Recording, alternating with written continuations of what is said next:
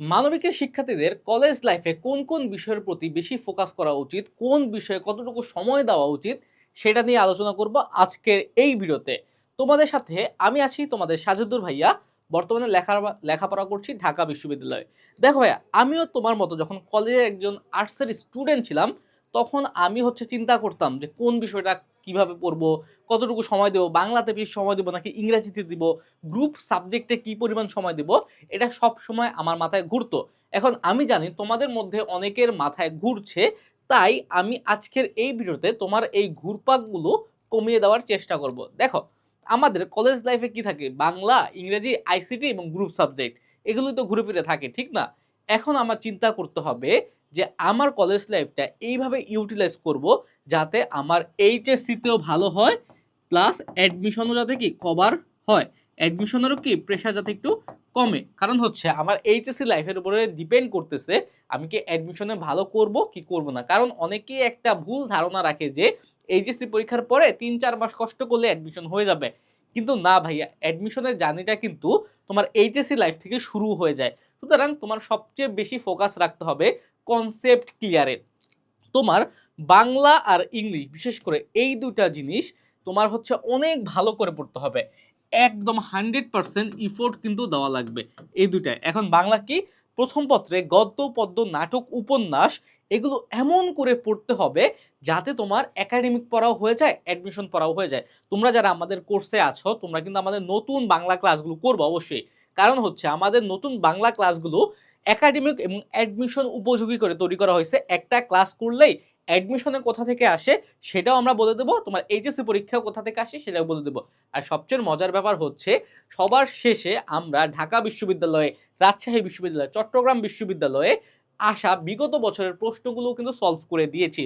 সুতরাং তোমরা আমাদের বাংলা যে যে নতুন ক্লাসগুলো আছে সেগুলো অবশ্যই দেখবা। সেগুলো করলে তোমার একই সাথে কলেজ লাইফ, একই সাথে একাডেমিক আর অ্যাডমিশন দুটাই কভার হয়ে যাবে। ওকে, এখন আসি আমি বাংলা দ্বিতীয় পত্রে। বাংলা দ্বিতীয় পত্রেও তোমার এমনভাবে সকল কিছু পড়তে হবে, সমাস, কারক, বিভক্তি, অন্যান্য জিনিসগুলো, যাতে তোমার অ্যাডমিশন এবং একাডেমিক দুটাই হয়ে যায়। একাডেমিকটা এমনভাবে যাতে কোনো খুঁত না থাকে। ওকে, সময়টা সুতরাং একটু বেশিই লাগবে। সিমিলারলি ইংরেজি প্রথম পত্রে তোমরা একটা ভুল করো, যেটা তোমরা অ্যাডমিশনে, বিশেষ করে ঢাকা বিশ্ববিদ্যালয়ের ভর্তি পরীক্ষা গিয়ে পরে আফসোস করো। সেটা কি, টেক্সট বুকটা তোমরা পড়ো না। টেক্সট বুকটা তোমরা পড়ো না। আমি সবসময় বলবো ভাই, টেক্সট বুকটা খুব ভালোভাবে পড়ো, টেক্সট বুকে ফোকাস করো। টেক্সট বুকে word meaning word meanings, Bangla অর্থ সহ। তারপরে আরেকটা জিনিস, পোয়েমস গুলো মুখস্থ করো। তোমরা পারলে বাংলার কবিতাগুলো মুখস্থ করে ফেলো। আমরা কিন্তু নটরডেম কলেজে যখন পড়তাম, প্রথম 6 মাসে বাংলা সকল কবিতা মুখস্থ করে ফেলছিলাম, তারপরে ইংরেজি সকল পোয়েমস মুখস্থ করে ফেলছিলাম। এগুলো ভালোভাবে আত্মস্থ করো, এখনই সময়। কিন্তু কয়েকদিন পরে কিন্তু লেট হয়ে যাবে। অলরেডি তোমরা সেকেন্ড ইয়ারে পড়ো, তোমরা কয়েকদিন পরে কি এইচএসসি পরীক্ষা দিয়ে দিবা। তারপরে আসো আইসিটিতে। আইসিটি এমন একটা সাবজেক্ট যেখানে তোমরা সবচেয়ে বেশি ফেইল করো। আইসিটিতে ফেইলের সংখ্যা মানবিকের শিক্ষার্থীদের সবচেয়ে বেশি। সুতরাং আইসিটিতে আমাদের একটু সময় দেওয়া লাগবে। লজিক গেটগুলো, সংখ্যা পদ্ধতিগুলো, এইচটিএমএল গুলো, প্রত্যেক সি প্রোগ্রামিং গুলো, প্রত্যেকটা জিনিস তোমার ধরে ধরে পড়া লাগবে। তার পাশাপাশি এই 3টা বিষয় অবশ্যই নোট করবা। ওকে, নোট করবা। সুতরাং তোমার বাংলা, ইংলিশ, আইসিটিতে সবচেয়ে বেশি সময় দেওয়া লাগবে। কারণ এইখানে তোমার ফেইলের পসিবিলিটি, রেজাল্ট খারাপ করার পসিবিলিটি খুব বেশি থাকে। আর এগুলোতে সময় বেশি দিলে তুমি একাডেমিক লাইফেও যেমন উপকৃত হবা, সিমিলারলি অ্যাডমিশন লাইফেও তুমি উপকৃত হবা। ওকে, আর নোট খাতা মেনটেন করবা, ওয়ার্ড মিনিংগুলো লিখে রাখবা, পোয়েমগুলো মুখস্থ করবা। ওকে, তার পাশে আইসিটিও নোট করবা। এবার আসি গ্রুপ সাবজেক্টে। গ্রুপ সাবজেক্ট তোমাদের 4টা হয়ে থাকে। 4টার মধ্যে সাধারণত 2টা খুবই সহজ থাকে, আর 2টা তোমাদের কাছে কঠিন মনে হয়। যেগুলো বেশি কঠিন মনে হয় এগুলোতে বেশি সময় দেবা। যেমন ইকোনমিক্স ম্যাক্সিমাম স্টুডেন্টেরই আছে। সুতরাং ইকোনমিক্সটা একটু নোট করে পড়বা। কারণ ইকোনমিক্সের দ্বিতীয়, তৃতীয়, চতুর্থ, হ্যাঁ, ষষ্ঠ, সপ্তম এই চ্যাপ্টারগুলো খুব বেশি ইম্পর্টেন্ট। দ্বিতীয়, তৃতীয়, চতুর্থ এমনভাবে পড়বা যাতে তোমার বেসিক কোনো সমস্যা না থাকে। দ্বিতীয়, চতুর্থ পড়লে, পঞ্চম পড়লে তোমার অন্যান্য যে চ্যাপ্টারগুলো আছে অটোমেটিক হয়ে যাবে।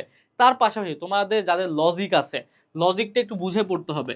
লজিকটা একটু বুঝে পড়তে হবে, কারণ লজিকে অনেক মুদ্রা আছে, অনেক কি টার্ম আছে, এই টার্মগুলো পারলে অঙ্কের মতো ফুল নাম্বার কিন্তু লজিকে পাওয়া যায়। তারপরে যাদের যাদের বলি, এবার সাইকোলজির কথা বলি। সাইকোলজি, সাইকোলজিতে কি হয়, তোমার অনেক কিছু বায়োলজির কিছু আছে, এগুলো হচ্ছে তোমার বুঝে বুঝে পড়া লাগবে। শিখন, পরীক্ষণ, এই প্রত্যেকটা জিনিস তোমার একটু পড়া লাগবে, একটু বুঝে বুঝে। তোমাদের যাদের এখনো কনসেপ্টের সমস্যা আছে, আমাদের একাডেমিক অ্যাডমিশন যে কোর্স আছে, আমাদের এসি টু এডি যে কোর্স আছে, সেই কোর্সে চলে যেতে পারো। সেক্ষেত্রে সেখানে অলরেডি বাংলা, ইংলিশ, আইসিটি সহ মানবিকের সকল বিষয়ের প্রথম পত্র আর দ্বিতীয় পত্রের ক্লাস দেওয়া আছে। সেখান থেকে বুঝে বুঝে সকল কিছু মানবিকের তুমি করে দিতে পারো, তাহলে পরীক্ষাও দিতে পারো। ওকে, তারপরে সাইকোলজির পরে আসি আমরা অন্যান্য সাবজেক্ট। সিভিক্সে তোমরা তোমরা খারাপ করো নাকি, কঠিন মনে হয় সিভিক্স বা পৌরনীতি।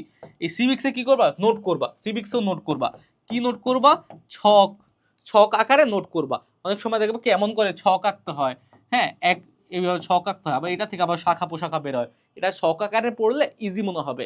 ওকে, তারপরে অন্যান্য যে গ্রুপ সাবজেক্টগুলো আছে, সোশিওলজি, সোশ্যাল ওয়ার্ক, অন্যান্য যে গ্রুপ সাবজেক্টগুলো আছে, সেগুলো হচ্ছে পড়বা, খালি পড়বা। পড়ে গেলেই আশা করা যায় ইতিহাস, ইসলামের ইতিহাস, হ্যাঁ, ইসলাম শিক্ষা, এগুলো পড়লে ইনশাল্লাহ পারা যায়। ওকে, এগুলো বেশি একটা টাফ না, দাগে দাগে পড়বা। ও ভালো কথা, আর তোমরা যারা আমাদের কোর্সে আছো, এখানে কিন্তু বাংলা, ইংলিশ, আইসিটি সহ মানবিকের সকল বিষয়ে 225+ চ্যাপ্টারে কিন্তু দাগানো বই দেওয়া আছে। এক্ষেত্রে তোমরা বইটা দাগিয়ে দাগিয়ে পড়তে পারো। এক্ষেত্রে তোমার কষ্ট করে নিজের বই না দাগানো না থাকলেও সমস্যা নেই, কোর্সে গিয়ে দাগানো বইটা পড়ে নিবা।